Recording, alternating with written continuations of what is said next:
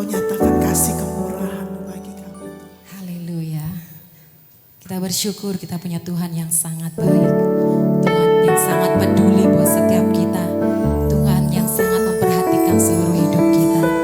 Mari bersama kita buka hati lebih lagi. Kita mau bersyukur di hadapan Tuhan.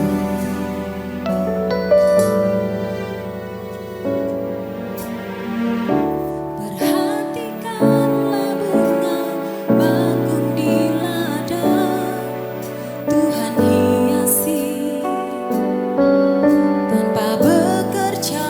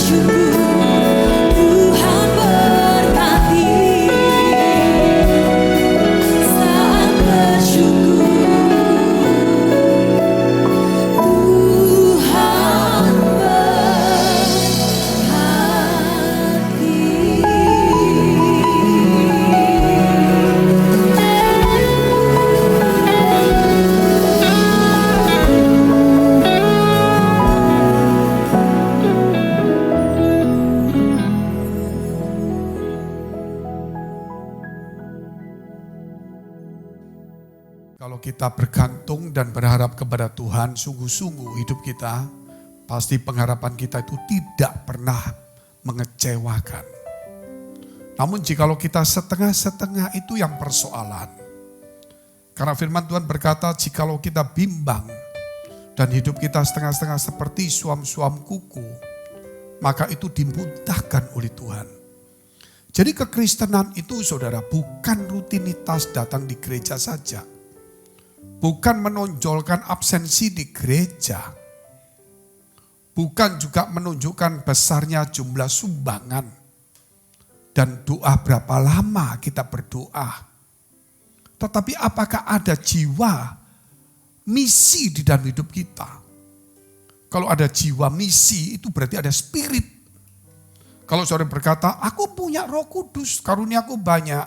Saudara, itu kita nggak bicara seperti itu. Itu cuma perlengkapan.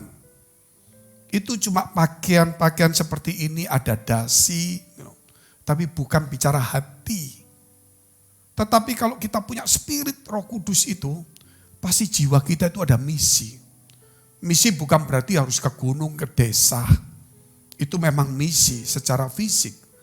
Tapi misi itu bicara tentang hati kita. Yang selalu ingin membuat orang lain itu bisa percaya dan hidup sungguh-sungguh kepada Tuhan. Misi itu berarti ada satu tugas yang Tuhan bebankan di dalam hati kita. Sehingga setiap saat kita itu berpikir dan kita merenung. Bagaimana supaya orang dan kita sendiri itu dan orang di sekitar kita supaya mereka boleh diselamatkan. Dan sebanyak mungkin boleh diselamatkan. Jadi bukan bicara diri sendiri, saudara. Kalau berbicara tentang diri sendiri, itu kekristenan egois.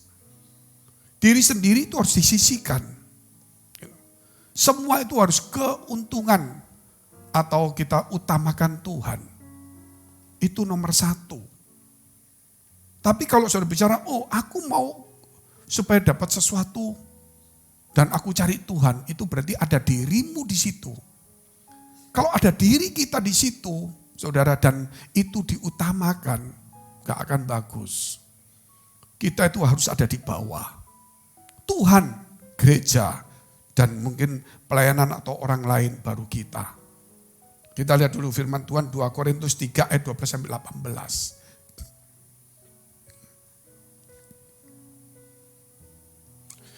2 Korintus 3 ayat 12 sampai dengan 18. Karena kami mempunyai pengharapan yang demikian, maka kami bertindak dengan penuh keberanian. 13. Tidak seperti Musa yang menyelubungi mukanya, supaya mata orang-orang Israel jangan melihat hilangnya cahaya yang sementara itu. Tetapi pikiran mereka telah menjadi tumpul. Sampai pada hari ini selubung itu masih tetap menyelubungi mereka. Jika mereka membaca perjanjian lama itu tanpa disingkapkan, karena hanya Kristus saja yang dapat menyingkapkannya. Bahkan sampai pada hari ini setiap kali mereka membaca kitab Musa, ada selubung yang menutupi hati mereka. Tetapi apabila hati seorang berbalik kepada Tuhan, maka selubung itu diambil daripadanya. Sebab Tuhan adalah roh, dan di mana ada roh Allah, di situ ada kemerdekaan. Dan kita semua mencerminkan kemuliaan Tuhan dengan muka yang tidak berselubung. Dan karena kemuliaan itu datangnya dari Tuhan yang adalah roh, maka kita diubah menjadi serupa dengan gambarnya. Dalam kemuliaan yang semakin besar. Jadi saudara, kalau kita tahu bagaimana kita berpengharapan ketika tidak punya pengharapan. Firman ini mengajarkan berpengharapanlah dengan berani. Saudara. Ketika tidak ada pengharapan, saudara, hidup itu sepertinya gak ada apa-apa. Gak ada kehidupan. Gak ada tujuan. Gak ada sasaran. Akhirnya saudara gak karuan hidupnya ini. Padahal kekristenan itu punya tujuan. Punya sasaran. Sasaran apa, Pak?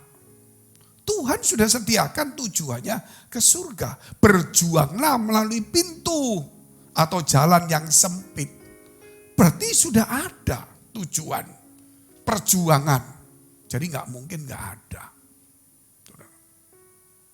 Dan juga dikatakan sama Tuhan kepada kita melalui firman-Nya, pergilah jadikan semua bangsa muridku. Apa nggak ada tujuan? Tetapi carilah dahulu kerajaan Allah dan kebenarannya, maka semua akan ditambahkan kepadamu. Apa nggak ada tujuan? Ada. Jadi kalau kekristenan ini sangat menyedihkan, karena kita ini sudah mentuhankan diri sendiri. Dan Tuhan itu menjadi alat kita. Sebenarnya kita yang menjadi alat Tuhan. Poin pertama dikatakan berpengharapanlah dengan berani. Kita lihat ayat 12-nya itu. Ayat 12 kita baca kembali. Karena kami mempunyai pengharapan yang demikian, maka kami bertindak dengan penuh keberanian. Orang yang gak punya pengharapan, gak ada keberanian bertindak. Coba saudara kalau anak kita sakit COVID. Gitu. Apa saudara gak datengin dia? Pasti saudara ada keberanian walaupun jaga jarak. Walaupun mungkin saudara tidak berani menyentuh. Tapi coba kalau kita orang lain. Mungkin orang itu miskin atau orang itu, saudara bilang, waduh Pak, maaf Pak, ini situasinya bahaya ini. Nggak ada keberanian. Karena nggak ada pengharapan. Saudara anggap orang itu seperti orang biasa. Padahal itu satu misi, saudara. Tapi saya tidak berbicara, itu misi itu saudara mengorbankan diri. Berkorban itu berbeda, saudara. Jadi ada sesuatu yang dikorbankan tapi bukan menjadi korban. Banyak orang, wah Pak, maaf Pak Pendeta, situasi sulit kok saya disuruh sini situ. Loh, kalau kamu kerja di perusahaan, di bank, gimana? Anak istri pas bilang, kerja ayo pagi, situasinya orang banyak gak apa-apa. Tapi coba di gereja. Maaf ya, ayo bisa besok satu orang. Aduh Pak, gak bisa Pak, istri saya, anak saya, suami saya. Bahaya Pak. Nah di sini gak punya pengharapan, gak punya tujuan. Dan saya ingin supaya ada jiwa misi dalam hidupmu hari ini. Katakan amin dulu. Sekali lagi, kalau kita tidak punya jiwa misi, Kristen kita mati. Dan saudara bukan di tempat gereja ini.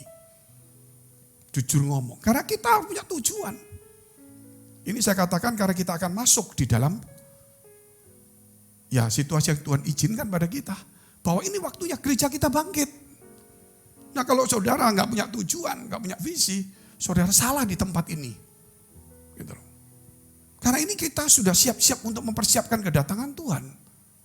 Dan kita tahu ketika Tuhan datang, saudara, dan sebelum datang kita diperlengkapi, kita diberkati, saudara. Bukan hanya rohani, jasmani juga. Bagaimana saya bisa melayani kalau saya nggak punya apa-apa? Jangan bilang ada apa-apa dulu baru melayani. Kalau kita nggak punya kaki bagaimana bisa jalan? Saudara, jangan minta kaki dulu saudara. Iya, tunggu kuat. Kalau kamu nggak jalan mana bisa kuat kakimu? Bisa paham ya? Saya nggak kuat Pak. Loh kalau nggak kuat kamu jalan dong. Masa minta kekuatan dulu baru jalan? Dengan jalan itu kamu jadi kuat. Ototmu terlatih. Jadi punyalah tujuan yang jelas. Berpengharaplah dengan berani. Kalau saudara punya pengharapan pasti ada tindakan berani. Amin. Mau buka toko, mau buka usaha. Kalau punya pengharapan pasti berani. Kalau nggak punya pengharapan nggak berani. Tapi pengharapan yang bagaimana kita mesti tahu. Pak, kalau gitu saya pengharapan Pak. Besok saya sewa toko dengan iman. Tunggu dulu. Gitu. Itu namanya orang emosi. Pengharapan itu tidak semata-mata datang. Pengharapan itu datangnya saudara, itu datangnya dari sebuah visi. Sebuah firman. Sebuah pandangan. Gitu. Arah yang jelas. Sehingga kita kuat. Gitu. Bukan sebuah cita-cita. Kita lihat firmannya. Roma 5 ayat 5. Nanti kalau saya punya pengharapan nanti rugi Pak. Itu berarti pikiran kita. Itu berarti saudara, engkau dengan kekuatanmu sendiri, engkau dengan emosimu, engkau tidak pernah, kita gak pernah duduk di bawah kaki Tuhan. Kalau kita duduk di bawah kaki Tuhan, kita dapatkan sesuatu luar biasa. Kita lihat ayatnya. Sesuai dengan apa yang Tuhan ngomong. Dan pengharapan tidak mengecewakan. Ini pengharapan yang datang dari Tuhan. Orang yang merenungkan firman, orang yang hidup yang dibangun oleh firman, imannya menjadi kuat, hidupnya punya arah yang jelas, jiwanya ada misi yang luar berkobar-kobar, maka dia punya pengharapan datang dari Tuhan dan itu tidak akan mengecewakan. Kalau saudara cuma aku punya pengharapan sama ini pendeta ini, sama bapak ini pengusaha besar ini itu, akan mengecewakan. Kita lihat terus ayatnya. Makanya banyak orang kecewa toh. Karena kasih Allah telah dicurahkan di dalam hati kita oleh Roh Kudus yang telah dikaruniakan kepada kita. Hanya Allah dan Roh Kudus. Kenapa banyak orang kecewa di gereja? Karena dia punya pengharapan kepada manusia. Dia tidak punya jiwa misi untuk menyelamatkan orang lain, untuk membangun gerejanya. Dia cuma memikirkan diri sendiri, bagaimana orang bisa membangun saya ya. Sudah waktunya saudara harus dibangun oleh Tuhan. Amin. Kalau saudara enggak sekarang, kita terlambat saudara. Jangan sia-siakan waktumu datang di gereja, cuma datang, ayo kita bangun bersama.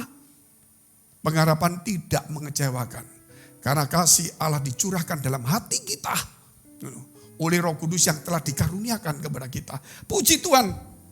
Nah kita lihat bagaimana caranya kemudian. Itu di zaman Israel ketika Musa turun. Mukanya itu saudara penuh dengan cahaya kemuliaan Allah. Karena dia berjumpa dengan Tuhan di Sinai. Ketika dia turun, orang tidak kuat melihat dia semua. Akhirnya ditutupi kain. Dan akhirnya ditutupi kain. Karena mereka nggak kuat. Dan ditutup kain juga. Supaya ketika cahaya ini pelan-pelan hilang. Mereka tidak melihat bagaimana hilangnya. Oh ya, contohnya ini ada saudara cahaya. Saudara tidak kuat. Terus ditutup. Saudara kan gak lihat cahaya itu lagi kan? Terus cahaya ini pelan-pelan hilang. Saudara gak lihat caranya hilang. Waktu dibuka sudah hilang. Itu yang terjadi. Nah itu satu diceritakan di dalam Injil. Itu di zamannya Musa. Tetapi saudara, kita hari ini ada selubung. Selubung yang menutupi kita ini. Gak bisa melihat kemuliaan Allah. Saudara. Kita bisa melihat kalau kemuliaan itu hilang. Jadi hanya Kristus saja yang bisa menolong kita hari ini. Makanya kita datang di gereja bukan cuma duduk, sibuk seperti Marta, duduk diam seperti Maria. Walaupun kita sebagai petugas pelayan Tuhan. Isi hatimu di gereja. Karena gereja ini bukan cuma cerita haheho saudara. Tapi sedang mengisi sesuatu. Kalau saudara punya senapan, musuhnya begitu banyak. Gak mungkin kasih peluru satu. Pasti saudara misi semua sepenuhnya. Masih ngantongin lagi. Musuh kita itu banyak. Setan itu. Setiap detik muncul. Kalau kau punya cuma hanya satu peluru. Ketika pasukan itu berjalan. Yang dibutuhkan apa? Makanan. 3 koper. Tidak. Makanan secukupnya. Peluru sebanyak mungkin. Loh kenapa? Kan kamu bisa lapar. Lapar masih bisa ditunda. Tapi kalau kehabisan peluru besok mati. Saudara, bukan memikirkan makanan, boleh kita butuh. Tetapi pelurumu, rohanimu, imanmu itu loh. Makanya kita lihat kedua. Buka tirai penutup mata rohani kita. Sehingga kita tidak bisa melihat kemuliaan Allah. Kita hanya kalau bisa melihat itu kalau nggak ada. Ayo kita buka mata rohani kita, selubung itu saudara. Supaya Kristus membuka selubung kita semuanya. Kita lihat dulu. Ayat 13 dan 14.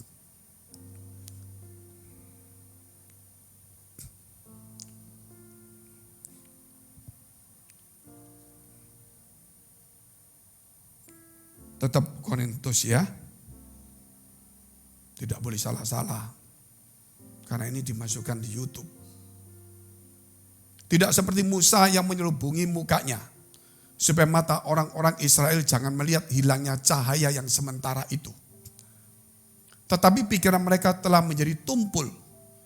Sebab sampai pada hari ini selubung itu masih tetap menyelubungi mereka. Jika mereka membaca perjanjian lama itu tanpa disingkapkan. Karena hanya Kristus saja yang dapat menyingkapkan. Kita baca firman, ngerti, tapi gak bisa lakukan. Luar biasa enggak? Kita bisa berdebat, saudara, tapi gak pernah melangkah. Luar biasa enggak kita ini? Sama seperti ada yang gandolin, saudara. Kita gak bisa melangkah. Sama seperti mama kita baru menikah, punya anak. Begitu kita mau kerja, anak kita apa digandoli terus, saudara. Saya mau tanya, apa saudara gak kerja? Pasti saudara kerja. Apa saudara, aduh gak bisa kerja, saya bawa kantor aja anak saya, gak mungkin. Saudara cinta? Cinta. Kenapa saudara tinggalkan? Bisa paham ya? Saya cinta pak, jadi saya gak kerja pak. Susah, hanya cuma hari itu kamu cinta, besok kamu diam hati. Saya terpaksa tinggalkan, kamu kejam, terserah orang ngomong. Saudara, dan dari sinilah kerap kali saudara digandolin. Ya gimana pak, saya butuh banyak, hidup saya susah, bagaimana pak, saya ke gereja. Langkahkan kakimu ke depan. Amin. Gitu.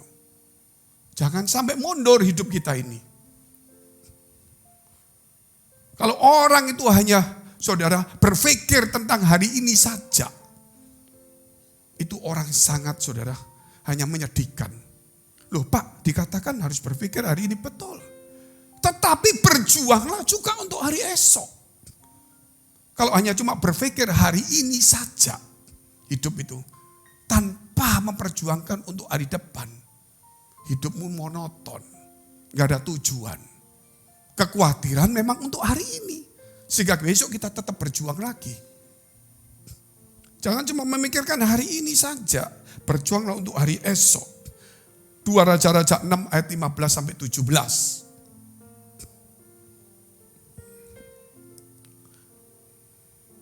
Ketika pelayan abdi Allah bangun pagi-pagi dan pergi keluar, maka tampaklah suatu tentara dengan kuda dan kereta ada di sekeliling kota itu.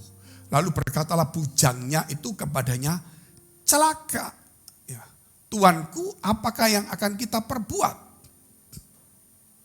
Jawabnya, jangan takut sebab lebih banyak yang menyertai kita daripada yang menyertai mereka. Lalu berdoalah Elisa, ya Tuhan bukalah kiranya matanya supaya ia melihat. Maka Tuhan membuka mata bujang itu sehingga ia melihat tampaklah gunung itu penuh dengan kuda dan kereta berapi di sekeliling Elisa. 18 ya. Ada. Ketika orang-orang Aram itu turun dan datangi dia, berdoalah Elisa kepada Tuhan, butakanlah kiranya mata orang-orang ini. Maka dibutakannya lah mata mereka sesuai dengan doa Elisa. Luar biasa bukan? Suatu saat Elisa duduk-duduk, Raja Aram mengamuk. Kenapa kita kirim orang untuk cegat orang Israel dibunuh di tengah jalan? Selalu orang Israel tahu kalau kita mau bikin jebakan. Sehingga dia jalan tempat lain. Sudah kita pasang berbulan-bulan berhari-hari. Kenapa enggak ada satu yang kena jebak? Satu ngomong, oh di Israel ada satu nabi yang tahu. Oh kalau begitu nabi itu dibunuh dulu. Kirim pasukan. Pasukan khusus. Dikirim di tempat Elisa lagi duduk-duduk. Tidur di situ. Pagi-pagi pasukan sudah ngepung semua. Bujangnya keluar. Wah. Musuh begitu banyak. Bawa senjata, bawa panah. Mana bisa ngadepin. Dia langsung celaka Tuhan, celaka. Elisa keluar, ada apa? Celaka Tuhan, ini musuh begitu banyak sekali. Gak usah takut. Yang menyertai kita lebih banyak. Tuhan mana yang menyertai kita? Kita 2 orang. Mata kita melihat musuh loh.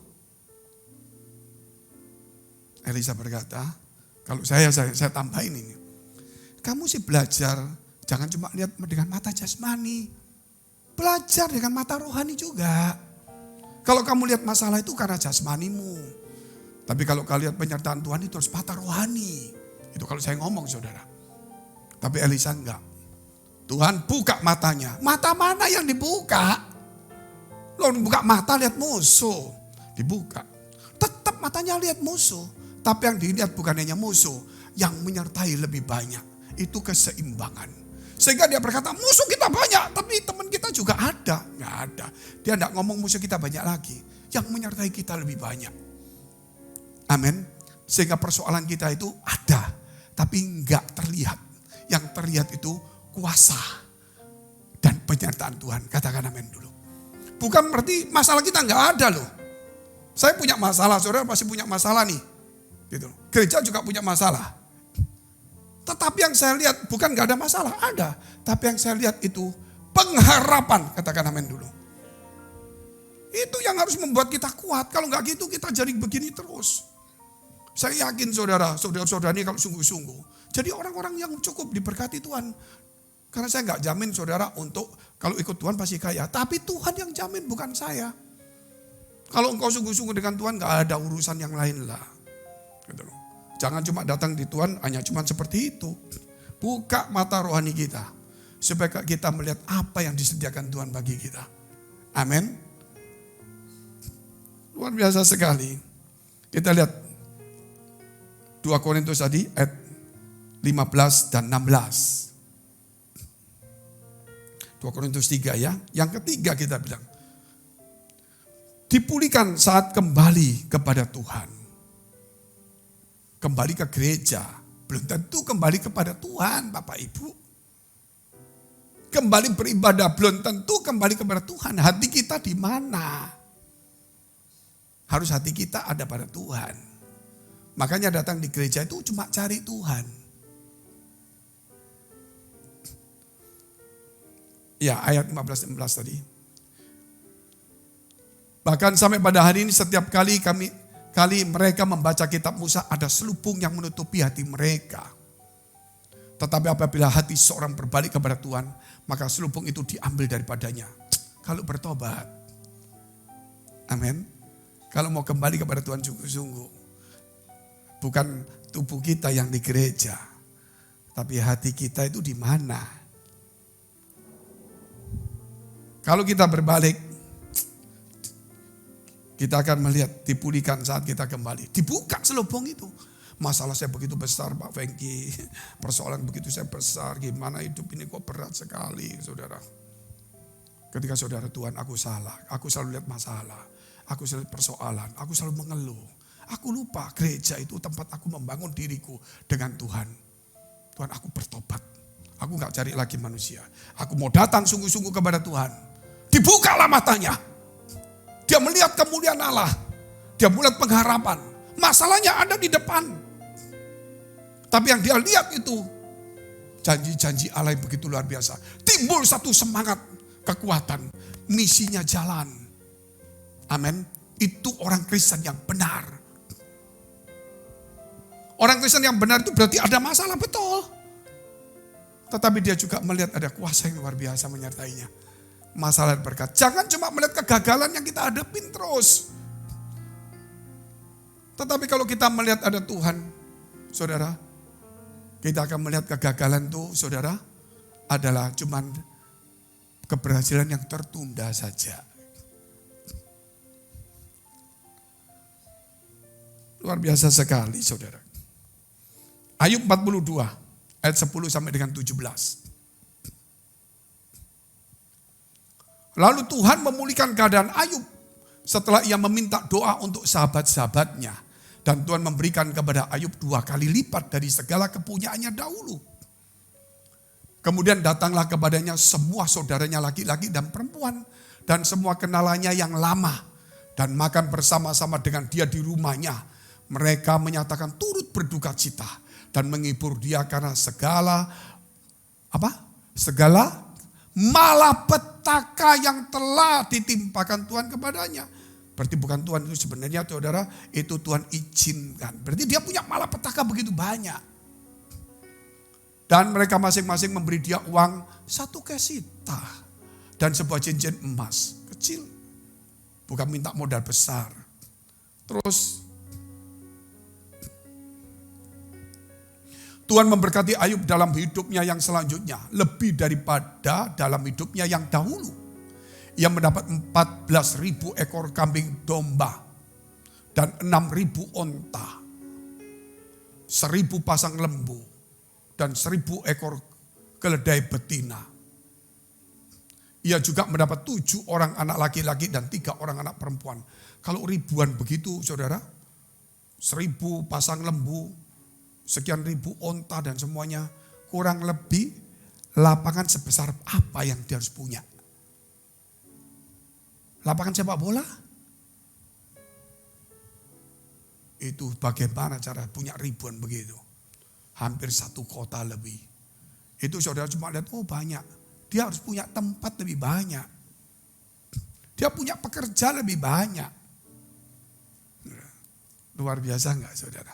Terus ia juga mendapatkan 7 orang anak laki-laki dan 3 orang anak perempuan.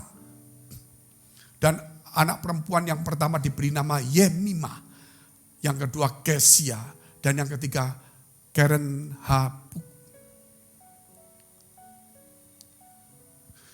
Di seluruh negeri tidak terdapat perempuan yang secantik anak-anak Ayub, dan mereka diberi ayahnya milik pusaka di tengah-tengah saudaranya laki-laki. Sesudah itu Ayub masih hidup 140 tahun lamanya. Ia melihat anak-anaknya dan cucu-cucunya sampai keturunan yang keempat. Maka matilah Ayub tua dan lanjut umur. Luar biasa saudara. Dipulihkan ketika ada masalah begitu besar. Yang bertubi-tubi. Jadi kalau punya masalah, jangan tenggelam di masalahmu. Kalau punya masalah, berarti akan dipulihkan. Kalau punya penyakit, jangan tenggelam di penyakitmu. Kalau punya penyakit berarti akan disembuhkan. Kalau saudara punya utang, jangan tenggelam dalam utangmu. Supaya utangnya tambah besar, keliru. Gitu loh. Karena Tuhan akan menolong kita. Semua itu kembali kepada Tuhan. Kalau hati kita berbalik, selubung dibuka. Yang bisa buka Kristus, bukan pendeta. Saya juga ingin dibuka sama-sama, makanya kita rame-rame datang di gereja. Yang keempat, kemuliaan oleh Roh Tuhan. 2 Korintus 3 ayat 17 dan 18. Sebab Tuhan adalah roh, dan di mana ada roh Allah, di situ ada kemerdekaan. 18. Dan kita semua mencerminkan kemuliaan Tuhan dengan muka yang tidak berselubung. Dan karena kemuliaan itu datangnya dari Tuhan yang adalah roh, maka kita diubah menjadi serupa dengan gambarnya dalam kemuliaan yang semakin besar. Kalau kita bicara, saudara, kenapa kita punya mega project karakter Kristus? Karena itulah untuk kemuliaan Tuhan itu ada di situ. Sehingga tahun ini kita bicara kemuliaan. Lupa kemuliaan tidak ada kata-kata mulia, Pak. Kita larikan supaya saudara menjadi serupa dengan Kristus. Amin. Kita tidak membahas kata kemuliaan. Yang kita mau capai itu kemuliaan, bukan kita bahas katanya. Untuk mencapai itu perubahan karakter, hidup itu yang perlu. Dan untuk merubah karakter itu tidak bicara tentang kata kemuliaan. Itu kata-kata yang bisa mengubah diri kita dan membangun iman kita. Makanya di mana ada roh Allah, di situ ada kemerdekaan. Ayo kita hari-hari sungguh-sungguh saudara. Dimerdekakan. Bukan berarti hari ini langsung bebas utang loh. Semua masih punya utang ini, saya lihat muka-muka utang semua ini. Termasuk saya juga ini. Utang saudara, waduh banyak sekali Pak Fengki, tolong saya, rumah saya mau disita. Kalau kamu mau lihat utang saya, mau tukar. Saya kira begitu kamu lihat, aduh pendeta gua lebih berat lagi nih. Nanti saudara pasti ngomong, kalau pendetanya berat gini bagaimana jemaatnya ya? Kalau gitu aku pindah gereja deh. Itu sikap saudara. Karena saudara cuma melihat masalah. Di dunia ini tidak ada orang yang tidak masalah. Orang yang paling kaya di dunia, uangnya taruhlah berapa? Gak usah ngomong terkaya di dunia. Orang punya 10 sampai 100 triliun. Taruhlah orang di Indonesia ini. Ada orang Kristen punya aset 100 triliun. Utangnya berapa? 110 triliun. Uangnya banyak, hidupnya naik pesawat, makannya, utangnya imbang. Makanya saudara, saya kira hari ini kita harus belajar. Ada roh Tuhan, ada kemerdekaan. Jangan saudara bicara bahwa cuma ingin keberhasilan saja tanpa ada proses dalam hidup kita. Kita mesti mengubah. Jadi kemuliaan Tuhan akan dicerminkan dalam kehidupan kita. Dan kita harus dimerdekakan dulu untuk mencapai kemuliaan itu. Roh Allah harus tinggal dulu pada kita di gereja ini. Supaya kita dimerdekakan rasa takut, khawatir, cemas. Pikiran-pikiran yang negatif. Kemudian baru kita mulai melihat kemuliaan Allah. Amin. Kalau seseorang yang gak bisa saudara dimerdekakan, bagaimana bisa melihat kemuliaan Allah? Hidupnya pasif, pikirannya pasif. Mau ngomong sampai kapan susah. Hanya perlu roh Allah turun. Kita lihat ayat yang terakhir. Roma 4, Kolose 1 dulu. Kolose 1 ayat 23. Sebab itu kamu harus bertekun dalam iman. Ya.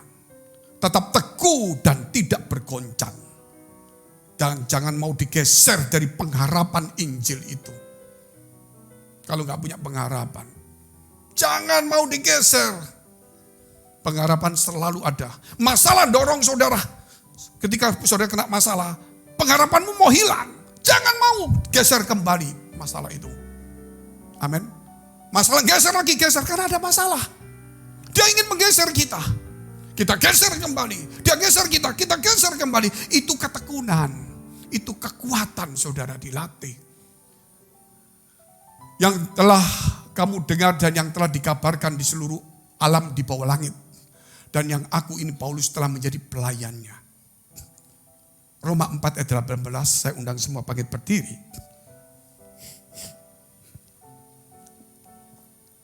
Kita baca bersama-sama. Kalau saudara nggak punya pengharapan bagaimana? Saya tidak punya pengharapan, Pak. Bagaimana Pak Fengki berkata, berpengharapanlah ketika nggak punya pengharapan. Di dalam Tuhan, walaupun kita tidak ada dasar untuk berharap. Namun kita tetap punya pengharapan. Amin. Kita baca bersama-sama. 1, 2, 3. Sebab sekalipun tidak ada dasar untuk berharap. Namun Abraham berharap juga dan percaya bahwa ia akan menjadi bapak banyak bangsa. Menurut yang telah difirmankan, demikianlah banyaknya nanti keturunanmu. Mari dekapkan kedua tanganmu di dadamu. Berbicara kepada dirimu sendiri hari ini. Kita harus memulai era yang baru. Walaupun tidak ada dasar untuk berharap. Papa iman kita. Abraham orang yang dipakai Tuhan. Orang yang luar biasa. Orang yang hebat. Tidak punya dasar untuk berharap. Namun dia tetap berharap. Itu orang besar. Orang yang dekat dengan Tuhan. Tidak ada dasar untuk berharap. Tidak ada satu pun yang bisa dia pegang.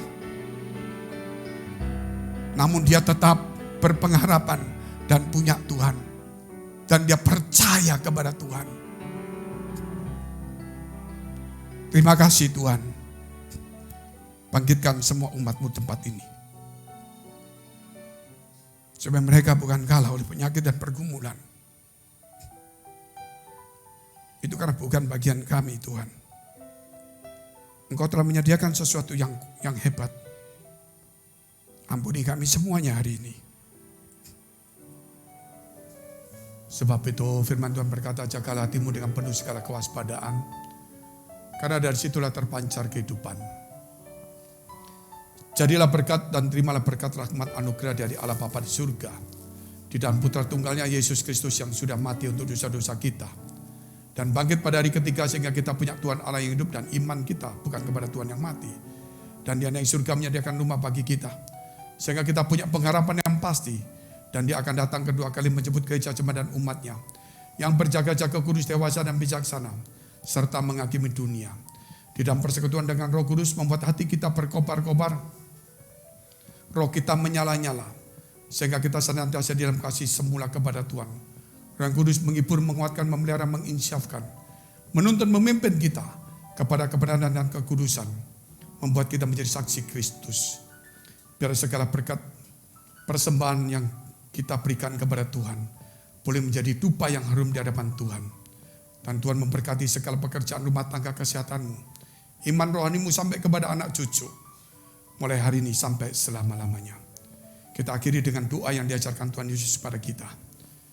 Bapa kami yang ada di surga, dikuduskanlah namamu, datanglah kerajaanmu, jadilah kehendak-Mu di bumi seperti di surga. Berikanlah kami pada hari ini makanan kami yang secukupnya, dan ampunilah kami akan kesalahan kami, seperti kami juga mengampuni orang yang bersalah kepada kami. Dan janganlah membawa kami ke dalam pencobaan, tetapi lepaskanlah kami daripada yang jahat. Karena Engkau yang punya kerajaan dan kuasa dan kemuliaan sampai selama-lamanya. Amin. Sampai jumpa. Tuhan Yesus memberkati.